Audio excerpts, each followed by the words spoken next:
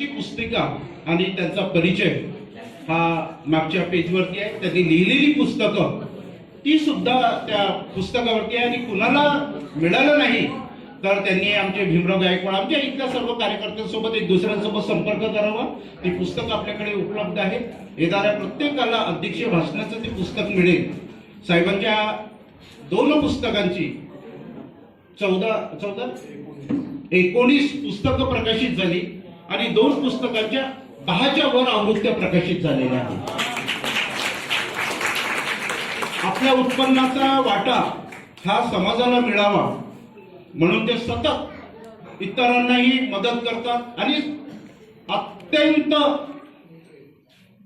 जिंद्या हृदयाने मदत करणारा हा न्यायाधीश मी पाहिला.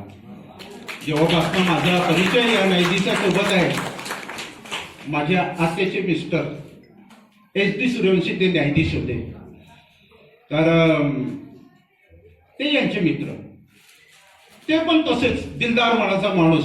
आलेलं सर्व तो वाटून टाकला आणि आता ते दिवंगत झाले, स्मृतिशेष झाले. आजच्या या मूकनायकाच्या वर्धापन दिनानिमित्त हे वर्तमानपत्र चालावं आणि परिवर्तन विचार मंच ज्या ज्या वेळेला कार्यक्रम होतात त्या वेळेला दैनिक बहुजन सौरभला आम्ही मदत केली. भरभरून आम्ही आमच्याकडून जे काही द्यायचं आम्ही ते देत राहिलो. आजच्या या कार्यक्रमामध्ये बहुजन सौरभला आम्ही एक नवीन भागधारक देतो, 25,000 रुपये रोखचा. आपण सर्वांनी टाळ्यांच्या गजरामध्ये त्यांचं स्वागत करावं. मी कांबळे साहेबांना विनंती करेन की त्यांनी आपल्या मुलाच्या नावाने 25,000 रुपये आज बहुजन सौरभला देत आहेत. ते मी पुन्हा त्यांचं टाळ्या वाजवून की दान देण्याची वृत्ती ही आमच्यामध्ये आहे, आजही आहे आणि कालही होती आणि उद्या पण राहील. मी चालेल ना, चालेल. हा, आपले वैद्यसाहेब आहे, आमचे सर्व डायरेक्टर लोकच आहेत. आणि 25 डिसेंबरला वर्धापन दिनाच्या दिवशी हे स्वतः पण झाले. हे सांगताना अध्यक्षीय भाषण हे सर्व लोक आम्ही डायरेक्टर हे तुमच्या माध्यमाचे संपादक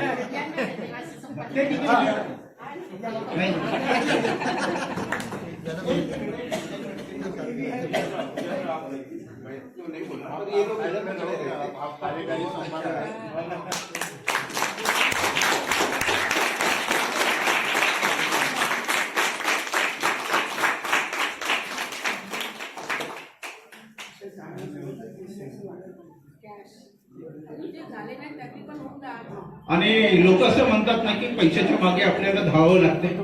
अरे नाही, आपल्या मागे तर बालपणापासूनच पैसा धावतो आहे ना.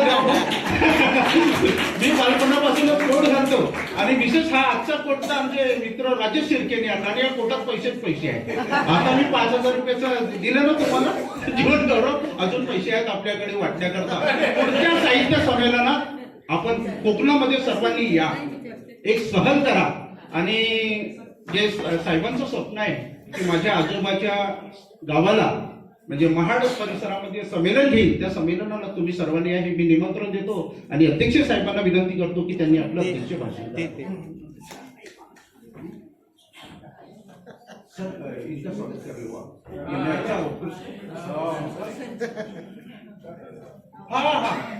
या कार्यक्रमाचं सुंदर सूत्रसंचालन सुजाताताई लोखंडे. ज्या वेळेला आम्ही 3-4 लोक बसायचे की नाही शाळेमध्ये पंचशील नॅशनल स्कूलला, त्या वेळेला सुनंदाताई जुलमे आणि या आमच्या मालतीताई वराडे, सुजाता लोखंडे त्रिमूर्ती राहायच्या. आणि ते बघा एवढं मोठं गड यांनी उभं केलं.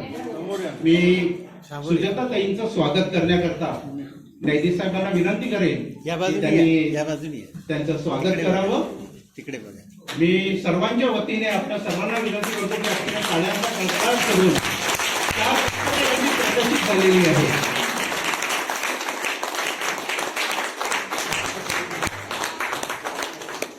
आणि अनिल वैद्य साहेब यांना विनंती करतो की त्यांनी आपलं अध्यक्ष भाषण करावं. आणि तुम्हा सर्वांना अध्यक्षीय भाषणाचे पुस्तक मिळाले नसतील तर आम्ही देऊ. अध्यक्षांना महात्मा ज्योतिबा फुले, परमपूज्य डॉक्टर बाबासाहेब आंबेडकर यांच्या विचारांना मी अभिवादन करतो. आजच्या कार्यक्रमाच्या बनकर सन्माननीय उद्घाटक ही पुस्तकं दिली, डॉक्टर विद्याताई किशोर मानकर, ही पुस्तकं देऊन द्या. कार्यक्रमाचे अतिथी आदरणीय म्हणते भदंत नाथ तिफांकर, डॉक्टर महेंद्र पाटील, स्वागताध्यक्षा नाही, इकडे नाही प्राध्यापिका आले. प्रीती पिंपुडे आणि परिवर्तन विचार मंच अध्यक्ष सन्माननीय विलास गजबे सर, आजच्या कार्यक्रमाच्या उत्कृष्ट सूत्रसंचालक सुजाता लोखंडे मॅडम, आजच्या ह्या कार्यक्रमाला आवर्जून उपस्थित असलेल्या प्राध्यापिका संध्याताई राजूरकर, दैनिक बहुजन समाजच्या संपादिका, विविध ज्येष्ठ लेखक आमचे श्रीराम बनसोड आहेत, आमचे जुने सहकारी उत्तम शेवडे आहेत आणि सर्व उपस्थित बंधू आणि भगिनींनो, मी समोर पाहतो तेव्हा माझ्या परिचयाचे जवळजवळ 90% आमचे ज्येष्ठ मित्र आणि आहेत. सर्वांची नावं घेतली तर बराच वेळ जाईल, त्यासाठी मी दिलगिरी व्यक्त करतो. आज जे उपक्रम झाले त्यामध्ये विकार जाळण्याचा प्रकार म्हणजे कार्यक्रम झाला, तोही एक प्रतिकात्मक म्हणून चांगला कार्यक्रम झाला. मी सर्वांचं अभिनंदन करतो. त्यानंतर ज्यांची पुस्तकं प्रकाशित झाली, आमचे दिनकर मडकवाले, माझी बहीण मुंबईवरून आली, तिचा काव्यसंग्रह प्राध्यापिका संध्या वैद्य प्रकाशित झाला. सर्वांचे ज्यांची पुस्तकं प्रकाशित झाले, वैरागडे सर, आमचे नागनवरे साहेब, त्यांचं सुद्धा पुस्तक फोटोंचं, पुतळ्यांच्या फोटोंचं प्रकाशित झालं. त्या सर्वांचं मी अभिनंदन करतो आणि हा उत्कृष्ट आणि ज्यांचा गौरव करण्यात आला त्या आमच्या जीवनगौरव पुरस्कार प्राप्त कांबळेताई आणि सर्व पुरस्कारांचं मनापासून अभिनंदन करतो आणि उपस्थित सर्वांना, सर्व बंधू भगिनींना माझा जय भीम. या परिवर्तन साहित्य संमेलनासाठी माझं अध्यक्ष म्हणून माझी निवड केली, त्यासाठी या कार्यक्रमाचे अध्यक्ष विलास गजबे, परिवर्तन विचार मंच अध्यक्ष विलास गजबे आणि त्यांची प्राध्यापक गायकवाड आणि सर्व टीम, रुक्मे मॅडम आहेत आणि सर्वांचा मी आभारी आहे. या नागपूर शहराचा माझा जुना संबंध राहिला आहे. मी नाशिकला जरी स्थायिक आहोत, परंतु इथे मी शिकलो, इथे मी वकिली केली, इथेच माझं लेखन कार्य, सामाजिक कार्य डेव्हलप झालं. या शहराचे माझ्यावर संस्कार आहेत. नागपूर हे शहर आपल्या आंबेडकरी चळवळीचं एक केंद्र आहे. ही एक राजधानी आहे. आपल्या इथं जेवढे उपक्रम होतात नागपूरमध्ये, मी नोकरीच्या निमित्ताने महाराष्ट्रातल्या अनेक गावांमध्ये राहतो. नागपूरला वकिली करून जो निघालो, पहिलं पोस्टिंग औरंगाबादला होतं. नाशिक, पुणे, मुंबई, ठाणे, तिकडे इचलकरंजी, वैजापूर, दिंडोरी अशा विविध गावात राहिलो. तिथल्या चळवळीचा मी अभ्यास केला.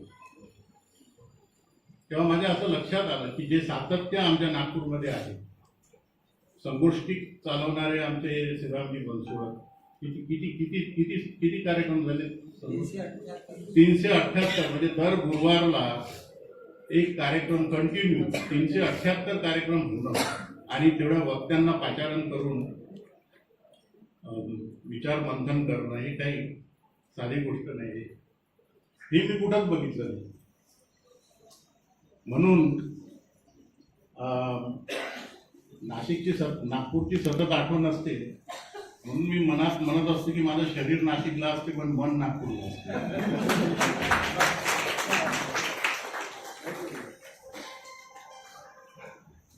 जुन्या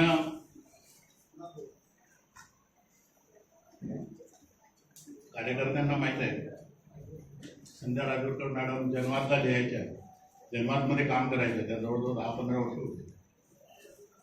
तिथे मी कोर्ट कचेरी नावाचं एक सदर लिहायचो, कोर्टाच्या संदर्भात प्रश्नोत्तर. ही 91-92ची गोष्ट असेल. आणि मग लोकमतला कोर्टाची पायरी म्हणून सदर चाललं, ते पण 1 वर्ष सदर चाललं. आणि त्यावेळी उत्तमजी वगैरे विद्यार्थी जसे कार्यकर्ते होते, बहुजन संघर्षाला आम्ही लिहायचो नागेश चौधरींच्या. तर लेखनाची सवय सुद्धा म्हणजे या शहराने डेव्हलप केली. आणि लोकमतला लिहिल्यानंतर आमचे जगन वंजारी त्या रंगधारा पुरवणीचे संपादक होते. तर मी लेख लिहिल्यानंतर, कायद्यावरचा लेख लिहिल्यानंतर त्याला लोकभाषेत म्हणजे लोकांना कसा तो समजेल म्हणून एक शब्द टाकायचे त्यात. आणि मग मला ते टेक्निक गवसलं की आपण जे काही बोलतो, माझं भाषण जे आहे 24 पेजेसचं तुमच्यापर्यंत पोहोचलेलं आहे. आणि आता 1:30 वाजतो आहे, सर्वांना भुका लागल्या आहे.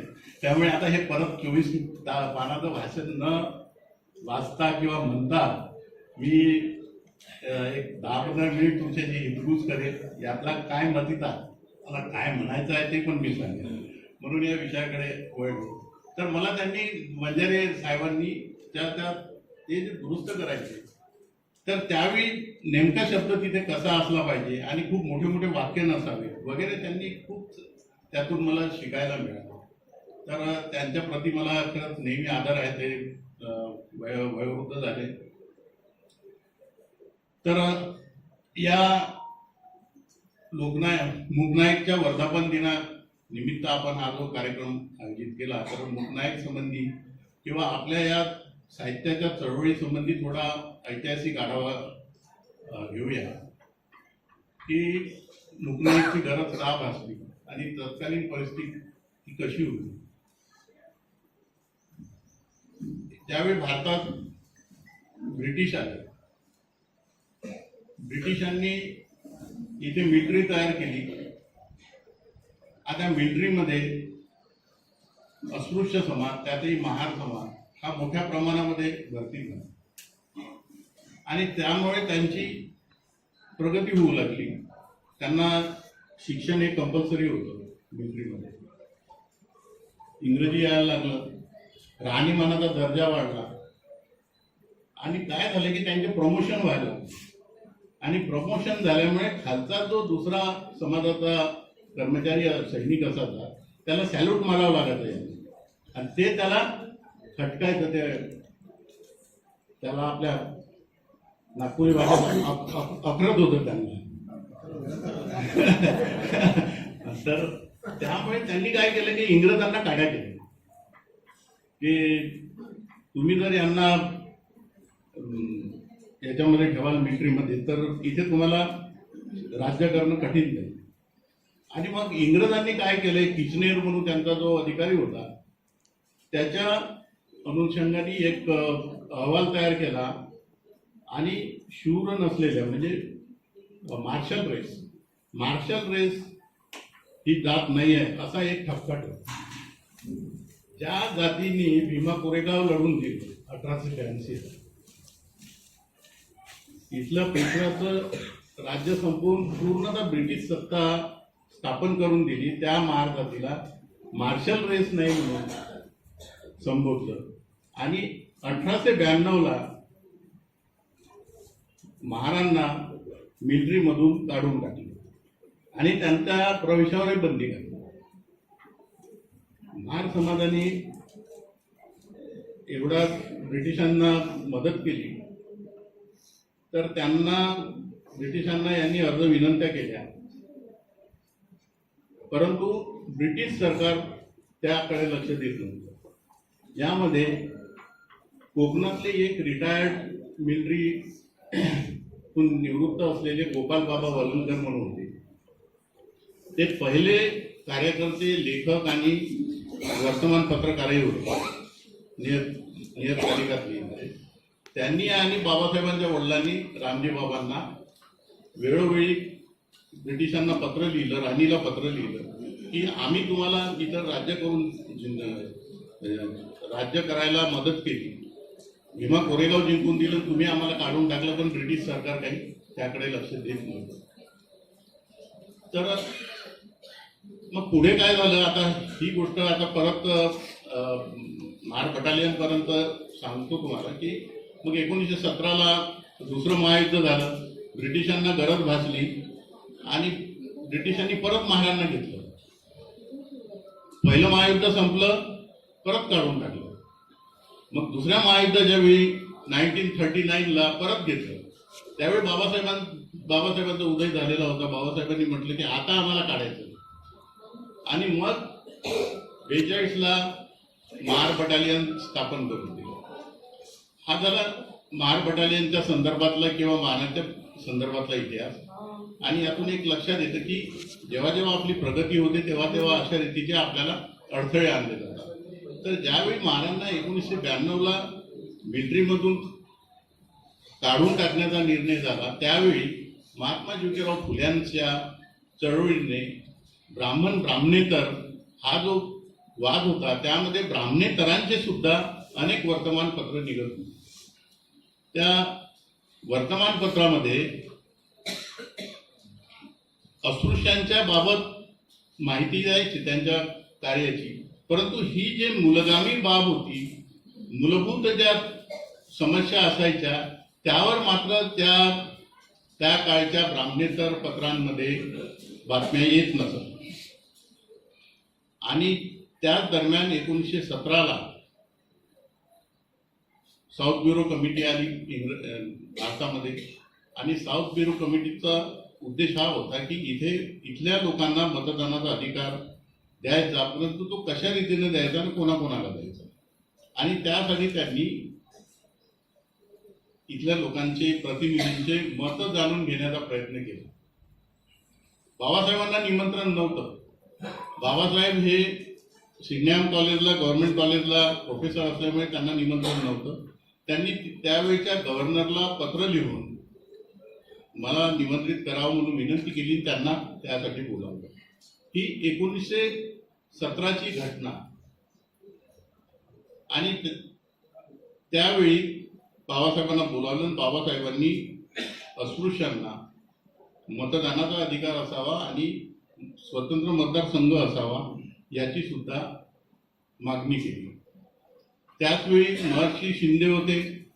त्यांनी अस्पृश्यांच्या मतदानाच्या अधिकारासंबंधी काय सांगितलं की जे सरकारी शाळेतून पास झाले असतील आणि ज्यांचं वार्षिक उत्पन्न 144 असेल त्यांनाच अधिकार द्यावा. काही लोकांनी सांगितलं की जे लोक इन्कम टॅक्स भरतात त्यांनाच द्यावा.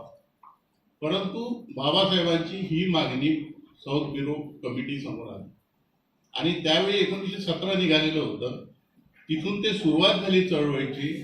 तो मुक्या लोकांचा आवाज, आणि बाबासाहेब कॉलेजला शिकवत होते, संघटन नव्हतं. बहिष्कृत हितकारींनी सभा नंतर तयार झाली आणि तो आवाज मुक्यांचा आवाज म्हणून, मुकनायक म्हणून त्यांनी ते सुरू केलं. कारण ह्या ज्या काही मूलभूत बाबी होत्या त्या तत्कालीन वर्तमानपत्रामध्ये प्रकाशित होत नसत. इव्हन मुकनायक जेव्हा 31 जानेवारी 1920ला स्थापन केलं त्यावेळी त्याची बातमी केसरीमध्ये दिली. केसरी हा लोकमान्य टिळकांचा पेपर होता. त्यांनी ती जाहिरात छापण्यास नकार दिला होता. आणि म्हणून एक भटकर नावाच्या व्यक्तीला बाबासाहेबांनी पहिले संपादक केलं. त्या भटकरांनी ब्राह्मण महिलेशी लग्न केलेलं होतं. त्या भटकरांचं एक म्हणजे गंगाधर पावतांनी म्हणतात की त्यांना एक परिवर्तनवादी व्यक्ती विचार प्रवाहाच्या विरुद्ध जाऊन लग्न केलं म्हणून त्यांना बाबासाहेबांनी सन्मान केला असं त्यांच्या याच्यामध्ये मत पडलं. तर त्यावेळी या मुकनायकची किंमत ₹1.5 होती आणि ज्यावेळी 31 जानेवारी 1920 ला मुकनायक प्रकाशित झाला, त्या दिवशी शनिवार होता आणि आजही शनिवार आहे. त्याला 106 वर्ष झाली. आज 106 वर्ष पूर्ण झाली.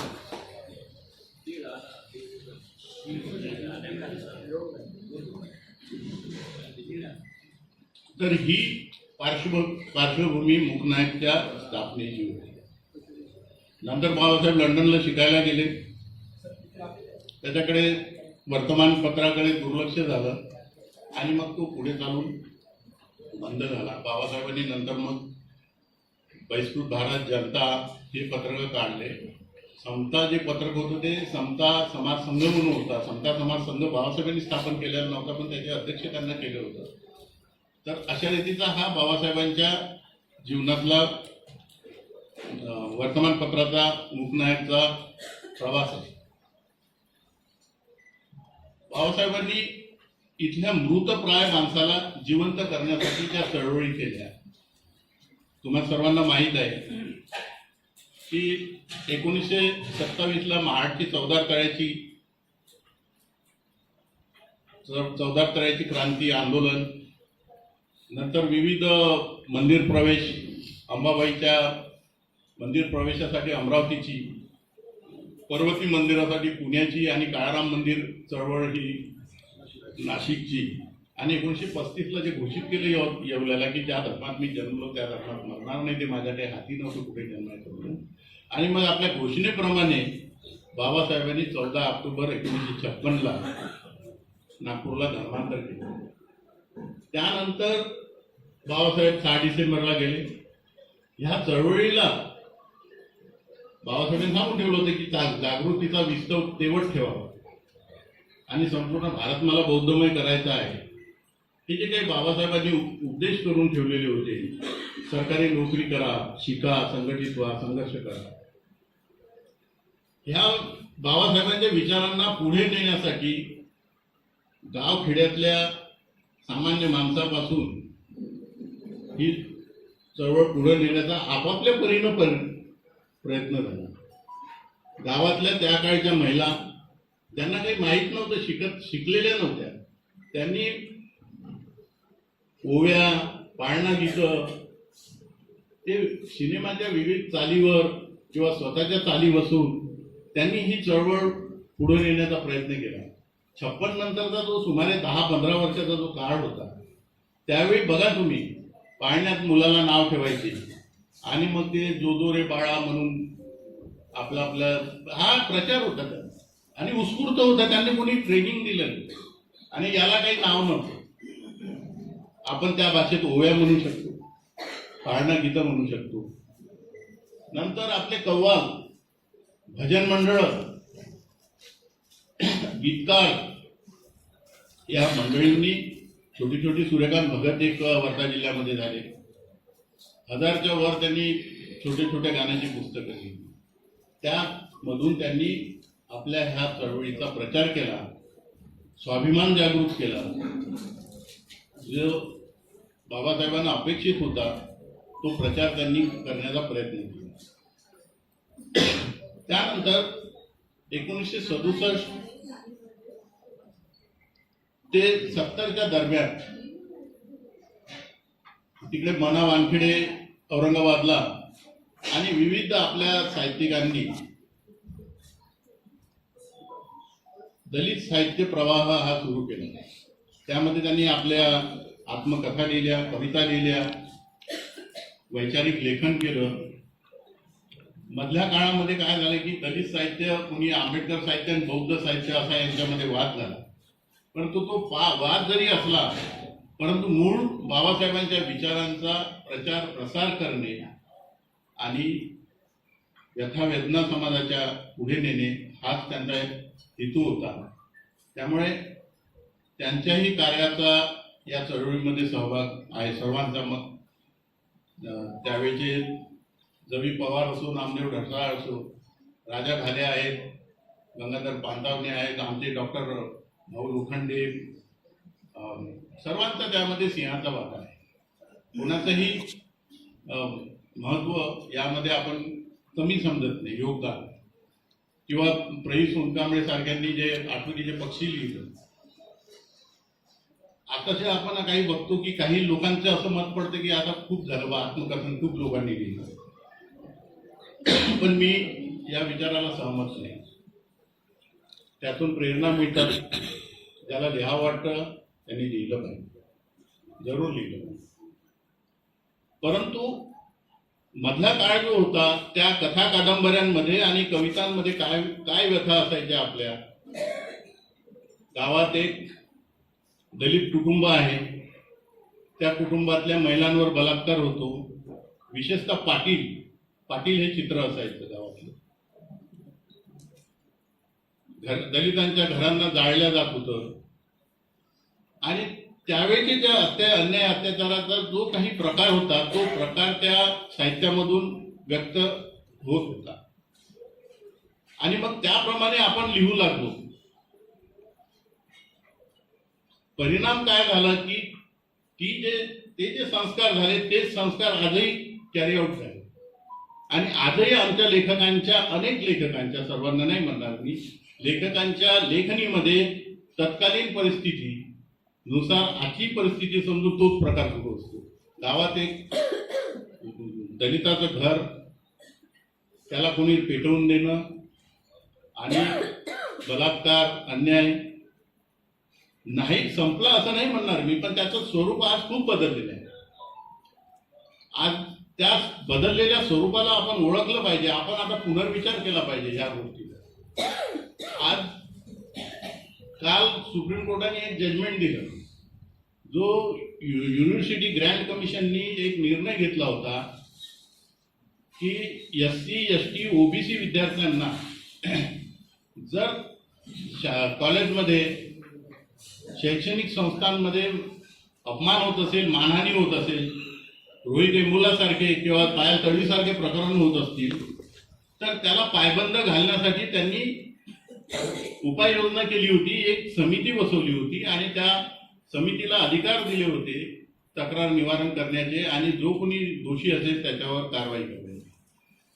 हे युनिव्हर्सिटी ग्रँट कमिशनने एक नियमावली केली आणि ती सर्व कॉलेजला बंधनकारक केली होती. तेही सुप्रीम कोर्टाच्या डायरेक्शननी केली होती. सुप्रीम कोर्टामध्ये बऱ्याच दिवसाचं हे प्रकरण चालू होते.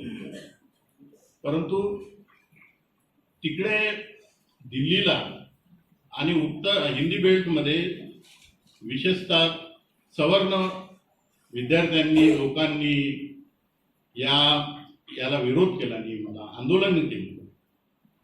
आणि काल सर्वोच्च न्यायालयाने त्या नियमाला स्थगिती दिली. आणि स्थगिती देताना न्यायालयाने म्हटलं की हा नियम जर लागू झाला तर खूप समाजामध्ये धुळी निर्माण. आज हा प्रकार होत असताना आमचे लेखक काय करत होते? महाराष्ट्रात काही कुठं बोललेलं दिसत नाही, कुणी लिहत नाही. आम्ही लोकांना जागवण्यासाठी या लेखणीचा उपयोग केला पाहिजे. तो जो प्रकार होता झोपड्या जाळण्याचा, तो प्रकार आजही या स्वरूपात पुढे आलेला आहे. त्याच्यापेक्षा भयानक आहे. पारंपरिक लेखनाची जे सवय आहे ना, त्यामध्ये आपल्याला चेंज करावं लागेल. मी कोणाला टोचून बोलत नाही किंवा तुमचे मन दुखतील कोणाचे असंही मला म्हणायचं नाही. मला कोणीतरी सांगितलं पाहिजे आणि आपल्या सवयीमध्ये आपण बदल करून घेतला. 50-50% लिहूया. 50% एखादं वैचारिक लिहू, 50% आजच्या समस्यांवर लिहावं. माझे एक मित्र आहेत न्यायाधीश, सम्राटला तिकडे लेख येतात नेहमी, त्यावर त्यांची हातोटी लिहिण्याची की गणत आनंद कौशल यांचं जीवन आणि कार्य, सावित्रीबाई फुलेंचं जीवन आणि कार्य, बाबासाहेबांचं जीवन आणि कार्य, रामजी बाबांचं जीवन. मी त्यांना नेहमी फोन करतो, अरे आपण न्यायाधीश होतो, आपल्याला पुराव्यांचं विश्लेषण करण्याची सवय होती. आपण सगळ्यांचे पुरावे एकत्र करून एक जजमेंट लिहित होतो. आपण आजच्या परिस्थितीचं विश्लेषण करून लिहिलं पाहिजे. हे जे एक छोटंसं तुम्ही आपण जे चरित्र लिहितो एखाद्याचं, हे आपलं काम नाही आहे, हे दुसऱ्यावर सोपवून दे. आपल्या बुद्धिमत्तेप्रमाणे तर लेखन करावं. एक मोठे पुस्तक घ्यायचे बदनाम कौशल्यांवर लिहिलेले, तर धनंजय कीरचं बाबासाहेबांचं पुस्तक घ्यायचं आणि त्याच्यावरून एक लेख लिहा, डॉक्टर बाबासाहेब आंबेडकर. काय लागते त्याला? असे सोपे काम सोप्या लोकांकडे सोपवावे आणि मोठ्या लोकांनी आजच्या वैचारिक कामं करावी. हे कोणीतरी बोलल्याशिवाय समजणार नाही, म्हणून मी बोलतोय. काही गोष्टी असं वाटतं बरेचदा आपण कोणाचं मन दुखेल, कोणाला वाईट वाटेल म्हणून आपण बोलत नसतो. परंतु मी नागपुरात आलो, नागपूर मला माहेरसारखं वाटते. सुनवाई घरी येते, आई वडिलांजवळ सगळ्या गोष्टी सांगते, तशा तर बघा, क्रिमिलेअर लावण्याचा प्रयत्न होत आहे, वर्गीकरण करण्याचा प्रयत्न होत आहे. म्हणजे बाबासाहेबांची इच्छा काय होती? बाबासाहेबांची इच्छा होती की सर्व अनुसूचित जातींनी एक संघ राहावं. अनेक भाषणं आहे, मी त्यावर लेख लिहिला होता, बाबासाहेबांची भूमिका काय होती.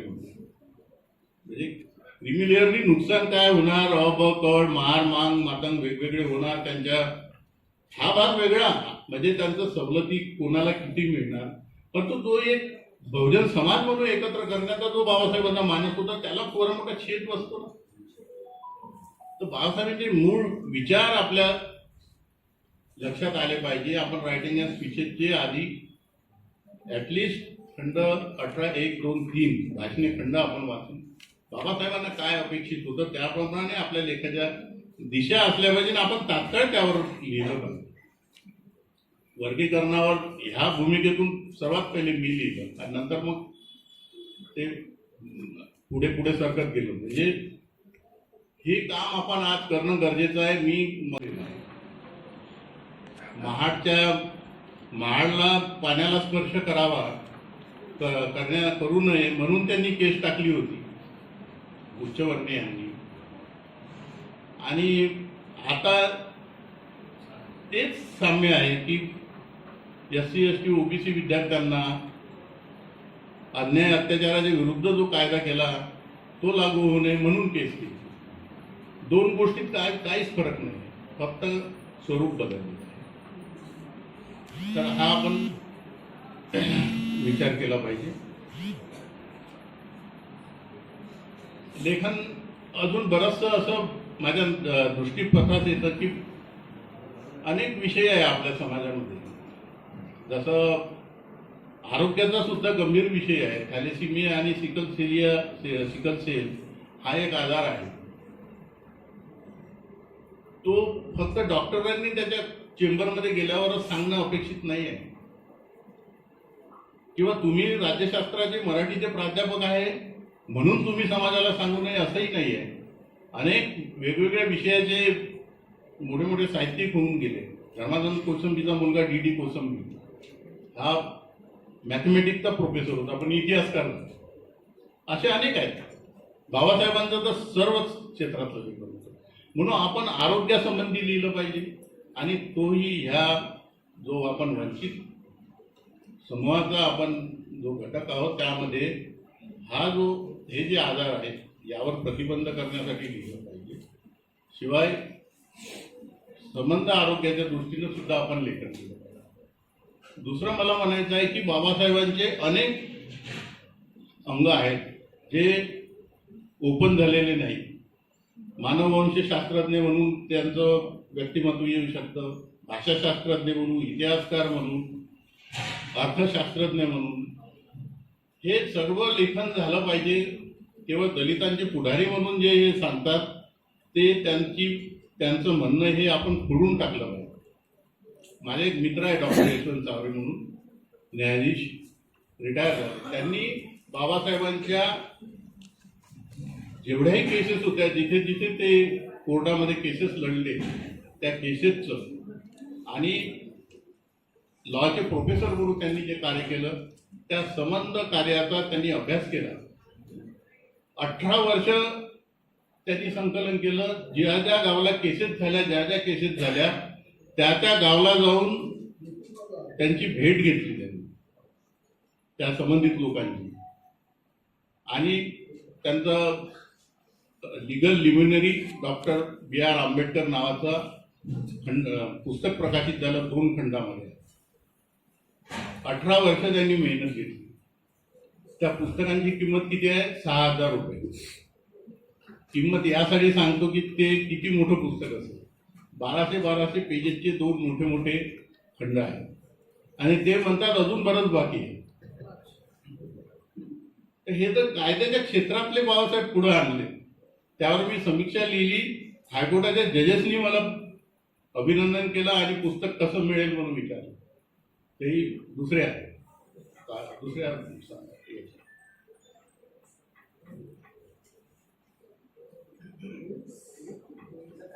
इतिहासाच्या संबंधामध्ये अनेक इतिहासकारांचा संदर्भ येतो, पण बाबासाहेबांनी जो इतिहास लिहिला आहे, भुहेर सूत्र काय आहे?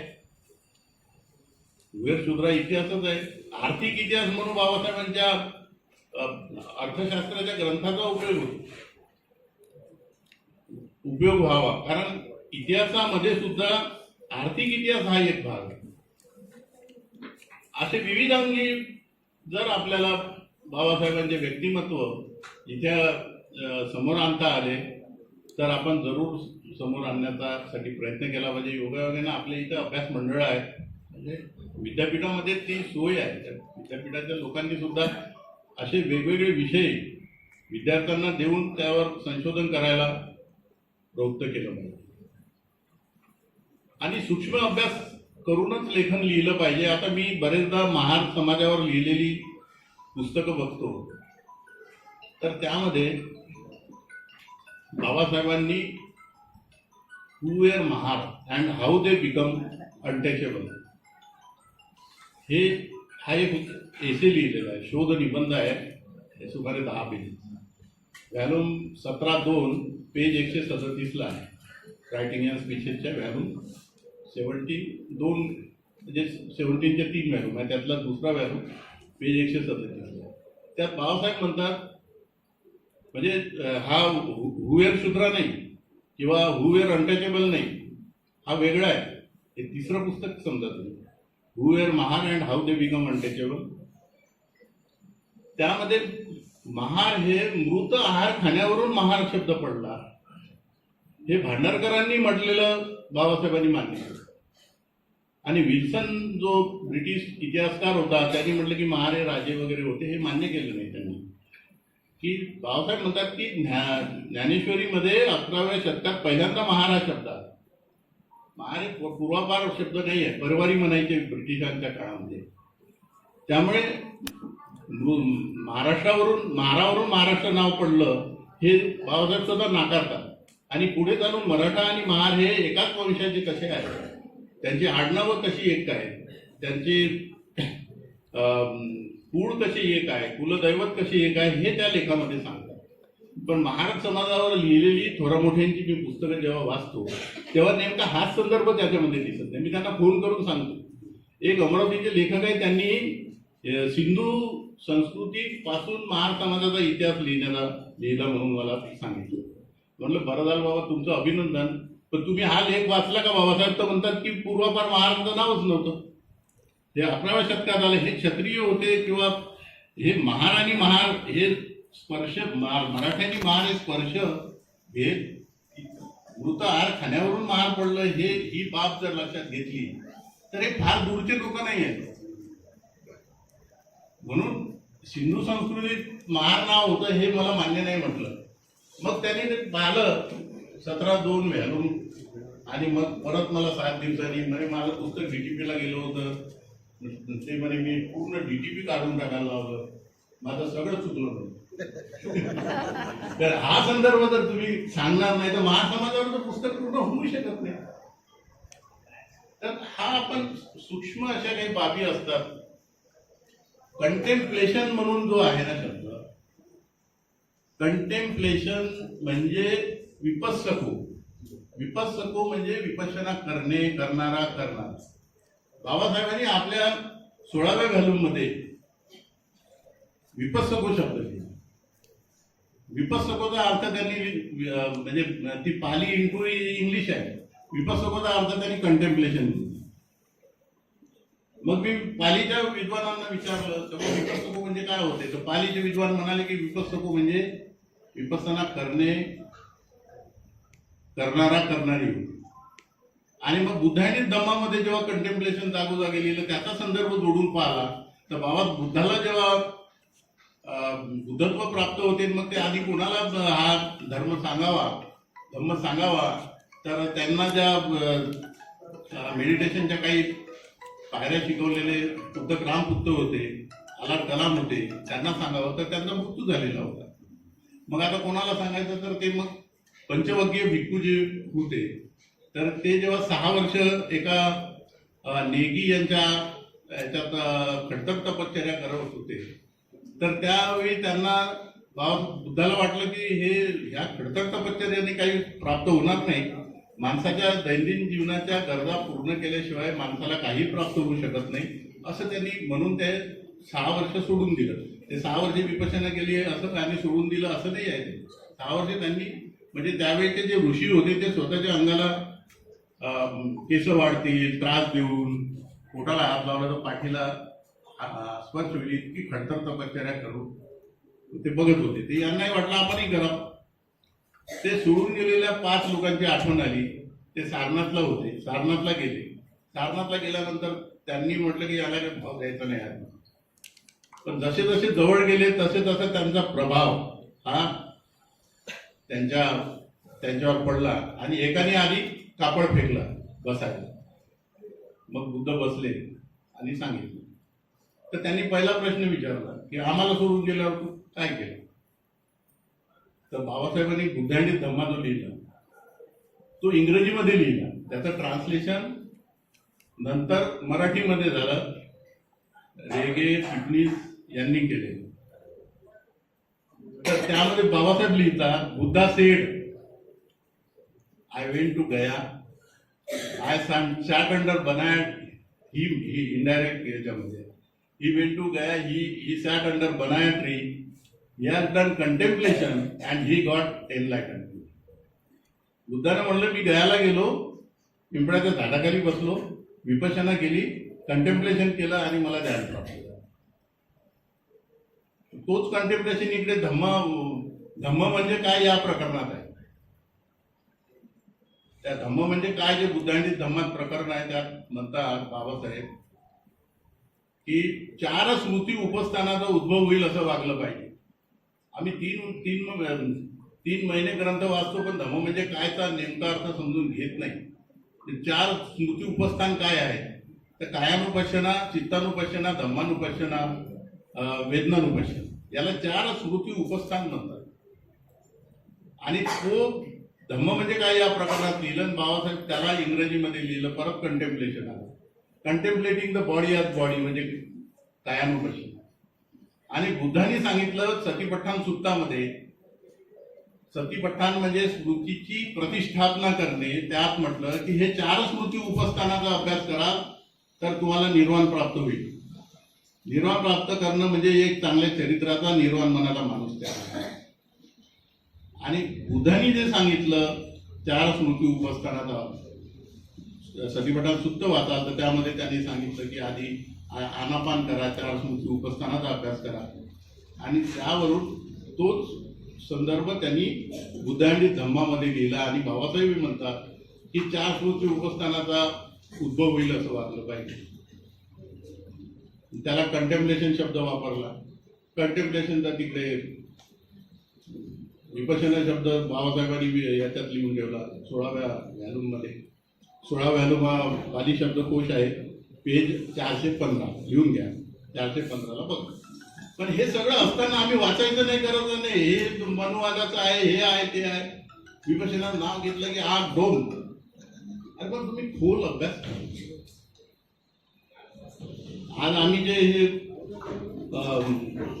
विकारांना जाळलं ना, विकारांना जाळण्याचा तो एक मार्ग आहे, खरा मार्ग तो आहे. एक नाशिकला दलाई लामांना बोलावलेलं होतं आणि दलाई लामांसोबत त्या कार्यक्रमामध्ये इतर मुस्लिम, ख्रिश्चन, जैन, हिंदू असे गुरु होते, धर्मगुरू होते. प्रत्येकाला बोलायला लावलं. त्यांनी प्रत्येकाने सांगितलं की आमच्या धर्मात प्रेम आहे, करुणा आहे. मैत्री आहे. मग शेवटी दलाई लामाचं भाषण. दलाई लामा म्हणाले की तुमच्या धर्मात जे आहे ते आमच्याही धर्मात आहे, पण प्रेम करुणा हे कशी प्राप्त करायची याचं टेक्निक तुमच्या धर्मात नाही, ते आमच्या धर्मात आहे. आणि ते म्हणजे आमच्याकडे मेडिटेशन मिळतं.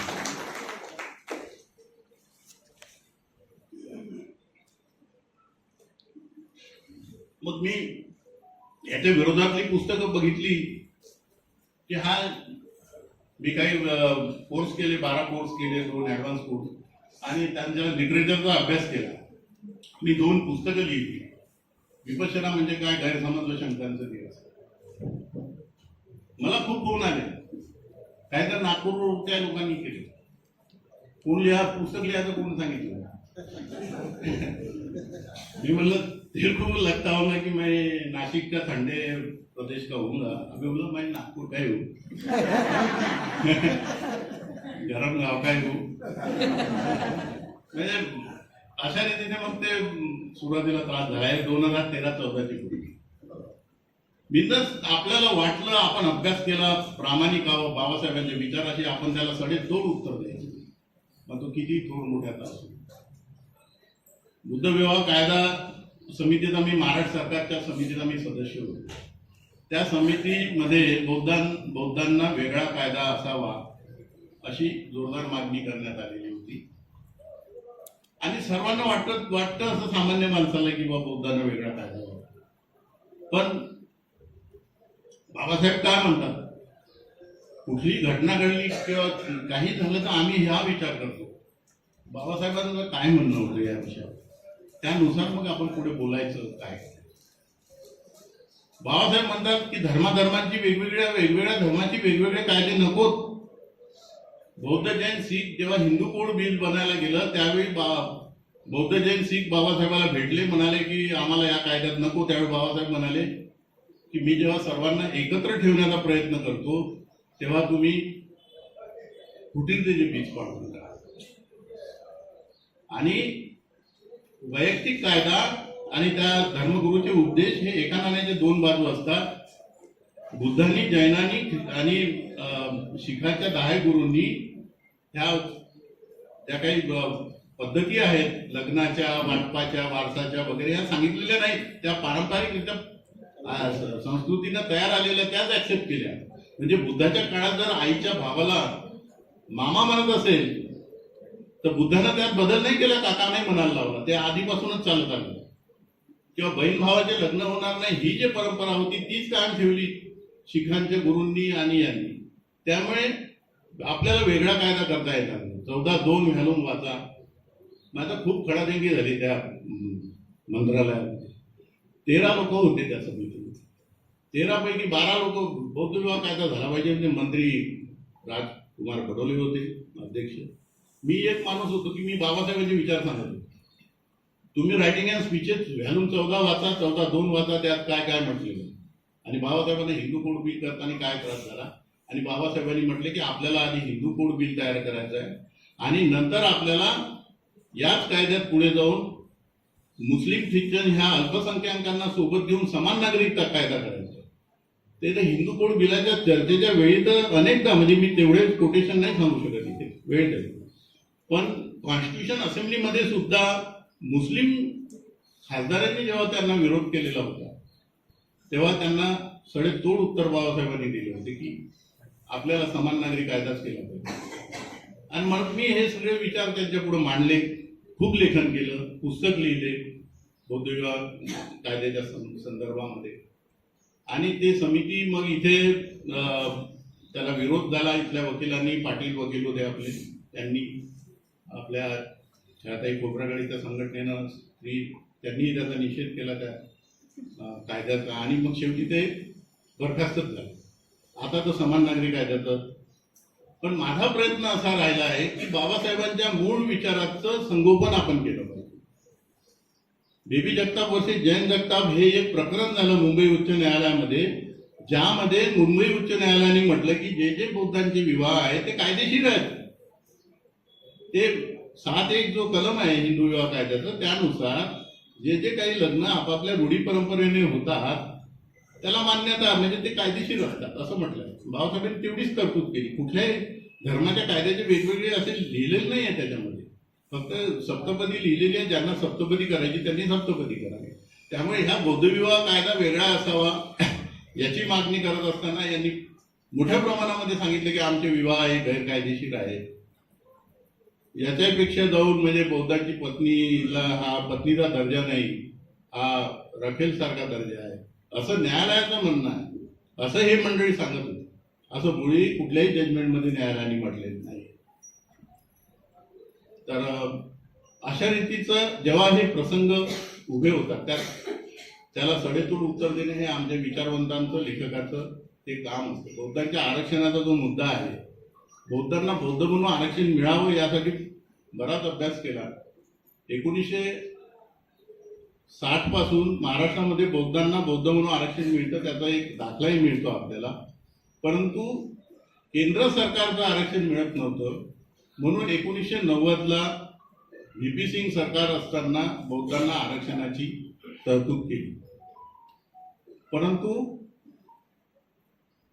कास्ट सर्टिफिकेटवर महार लिहून नसल्यामुळे आपल्या इथला दाखला त्यांना चालत नाही. केंद्र सरकारला जनगणनेमध्ये स्वाभिमानाने आम्ही बौद्ध सांगतो, धर्मीय बौद्ध, जाती बौद्ध सांगतात आपले लोक. त्याची काउंटिंग, त्याची गणना ही अनुसूचित जातीमध्ये होत नाही आणि त्यामुळे आपली लोकसंख्या कमी दाखवल्या जाते आणि गावोगावच्या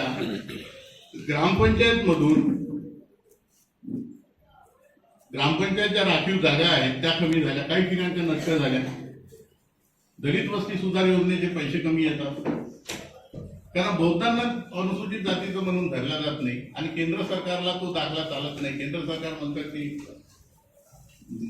महार लिहून असल्याशिवाय तुम्हाला आम्ही अनुसूचित जातीचं समजत नाही. महार म्हणजे त्या सूचीमधली जात. मग आम्ही अभ्यास केला. इकडे मागच्या जनगणनेच्या वेळी समता सैनिक दलाचे प्रदीप गायकवाड हे मंडळी प्रयत्न करत होती की इथल्या बौद्धांचा अनुसूचित जातीमध्ये समावेश व्हावा. त्यावेळी आम्ही त्या गोष्टीचा अभ्यास केला तर जनगणनावाल्यांचं म्हणणं होतं की अनुसूचीमध्ये तुम्ही नसल्यामुळे तुमची गणना ही अनुसूचित जातीमध्ये होत नाही. मग आम्ही म्हटलं की ती का मागणी करू नये. मी जेव्हा अनुसूचित जातीची व्याख्या बघितली तर अनुसूचित जात कोणाला म्हणतात तर अनुसूचित जात फक्त जातीला नाही, एखादी जात किंवा समूह असं लिहिलेलं आहे. मग हा कन्व्हर्टेड बुद्धिस्ट जो आहे, बौद्ध अनुसूचित जातीतून धर्मांतरित, हा ही जातही नाही आणि धर्मही नाही, हा समूह आहे. मग अनुसूचित जातीची जी व्याख्या आहे कलम 366 पोट कलम 24 संविधानाच्या, त्याच्यानुसार आम्ही समूह म्हणून त्यात का समाविष्ट होऊ नये, होऊ शकतो.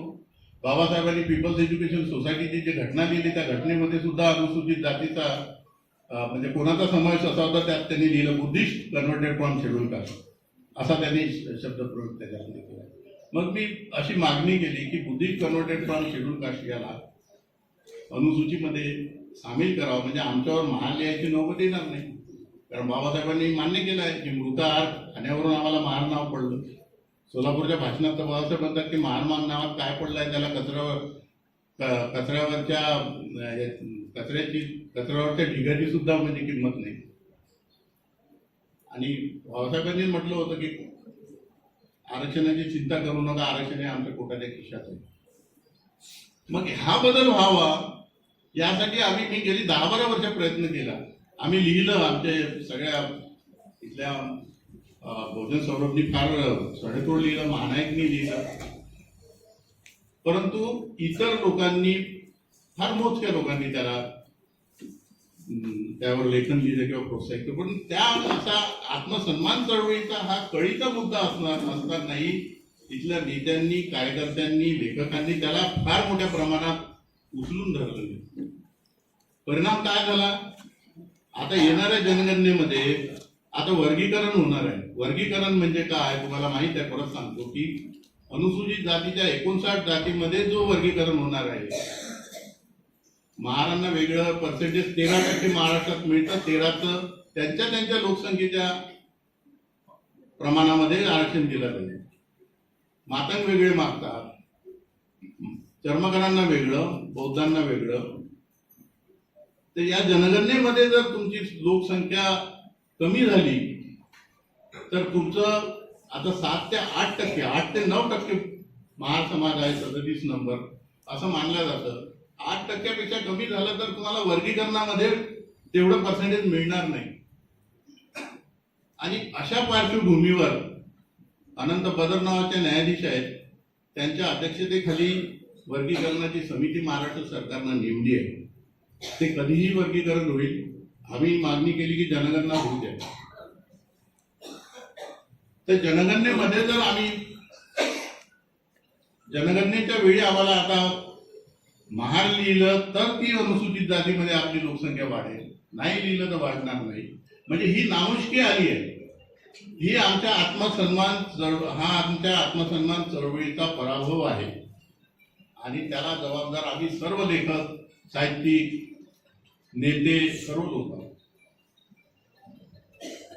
मला सांगायचं हे आहे की आजच्या समस्या, माझ्या ह्या 24 पानाच्या भाषणाचा मतितार्थ एवढाच आहे की 1967च्या दशकातला दलित साहित्यिक त्यावेळेच्या अन्याय अत्याचाराच्या, बलात्काराच्या घटनेच्या अनुषंगाने आपल्या कथा, कविता लिहित होता.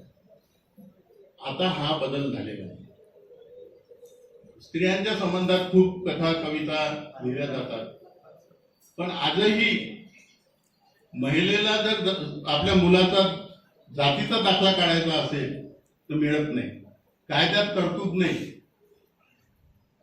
तिने त्याला जन्म दिला, मोठं केलं, हे सोपी बाब नाही आहे. 9 महिने पोटात ठेवून त्याला मोठं करणं जन्मल्यानंतर अजून कठीण आहे. पण ती त्याच्या मुलाचा दाखला काढू शकत नाही. बापाचा पाहिजे, बापाचे डॉक्युमेंट पाहिजे. मग तिथे संविधानामध्ये जर स्त्री पुरुष समानता लिहिली आहे, कलम 14, 15, 21, तर मग त्या महिलेला का, तिच्या नावानी का त्या मुलाला दाखला नाही? नाव लावायचं, लग्न झाल्यावर लगेच नवऱ्याचं नाव लावलं पाहिजे कंपल्सरी नाही.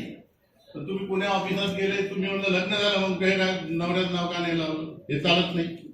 अरे तू आधार कार्ड बदलव.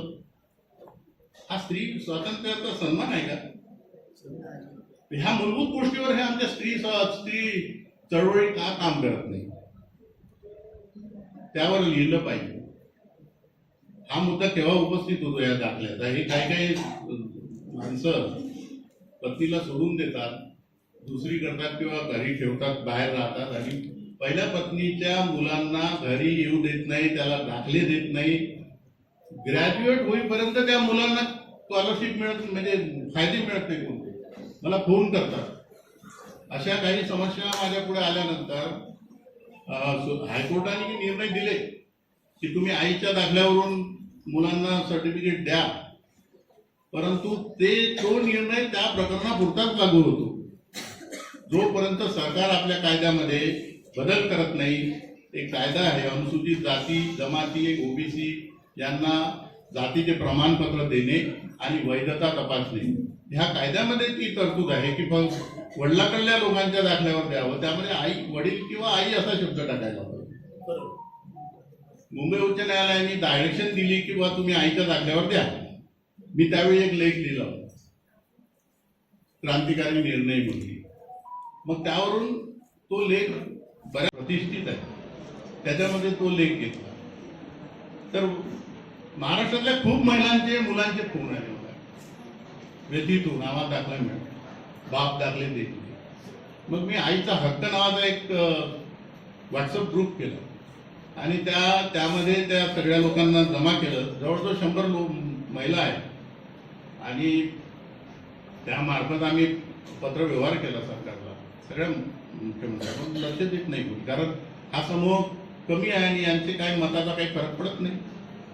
शेवटी निर्णय हे मतासाठी घेतले जातात ना. तर ह्या बाबी ज्या आहे, मूलभूत गोष्टी, याकडे आम्ही लक्ष दिलं पाहिजे. आता खूप झालं ते लिहिणं, स्त्रियांच्या स्वातंत्र्यावर ज्या काही कल्पना आहे, म्हणजे स्त्री पुरुष समानता, म्हणजे नवऱ्यानं स्वयंपाक करू लागणं, झाडू मारू लागणं म्हणजे स्त्री पुरुष समानता. अशाही काही कल्पना आहेत. आम्ही बरोबरीच्या हक्काचे आहोत.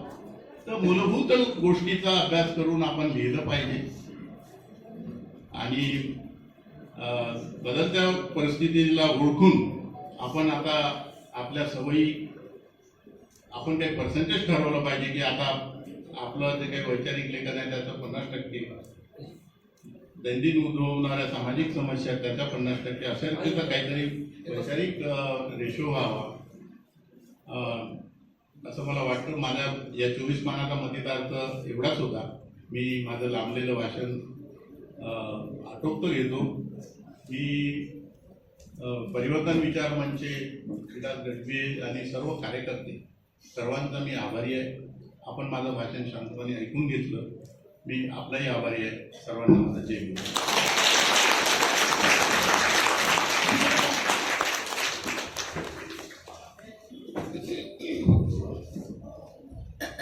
खूप खूप धन्यवाद सर आपल्या अभ्यासपूर्ण भाषणासाठी. सर्वप्रथम महानामगुरु महाकारुणिक तथागत भगवान गौतम बुद्ध, संत कबीर, महात्मा ज्योतिबा फुले, क्रांतीज्योती सावित्रीबाई फुले, सामाजिक न्यायाचे जनक लोकराजे छत्रपती शाहू महाराज, विश्वकारुणिक, विश्वप्रज्ञा डॉक्टर बाबासाहेब आंबेडकर, माता रमाई, माता जिजाऊ यांच्या विचार व कार्याला प्रथम त्रिवार अभिवादन करते आणि इथे उपस्थित पाहुण्यांना माझा मानाचा जयभीम आणि इथे उपस्थितांना सुद्धा माझा सप्रेम जयभीम. बुद्ध दर्शन मानवी विचारांचे व मनाचे सतत अध्यावतीकरण करीत असते. सध्याच्या विज्ञान तंत्रज्ञान व प्रज्ञानाच्या युगात भरकटत चाललेल्या मानवी विचाराचे विशिष्ट दिशेने संस्करण करून जुन्या विचारांचे परिष्करण करण्याचा एकमेव सार्थ व उदात्त हेतूने परिवर्तन विचार मंचच्या माध्यमातून अनेक प्रज्ञावंतांना एकत्रित करून हे दुसरे परिवर्तन साहित्य संमेलन घडवून आणले. त्याकरिता हा संपूर्ण समाज परिवर्तन विचार मंच या कार्यकारिणीचा ऋणी आहे. सर्वप्रथम या साहित्य संमेलनाध्यक्ष, विधितज्ञ, लेखक, समाजमान्य, प्रज्ञावंत, माजी न्यायाधीश सन्माननीय अनिल वैद्य सर यांनी आपल्या प्रचूर व्याख्यानातून समाजाच्या विचारांना दिशा देण्याचे अमूल्य कार्य केले आणि त्यांनी संमेलनाचे अध्यक्ष स्थान भूषविले. याबद्दल त्यांचे मी परिवर्तन विचार मंचातर्फे आभार मानते. संमेलनाचे उद्घाटक, साहित्यिक, विचारवंत माननीय डॉक्टर विद्यामानकर मॅडम यांनी आपल्या विद्वत्ता प्रचूर भाषणातून ज्ञानाचे विविध क्षितिजे निर्माण करण्याचे आपणास आवाहन केले. याबद्दल मी त्यांचे मनपूर्वक आभार मानते.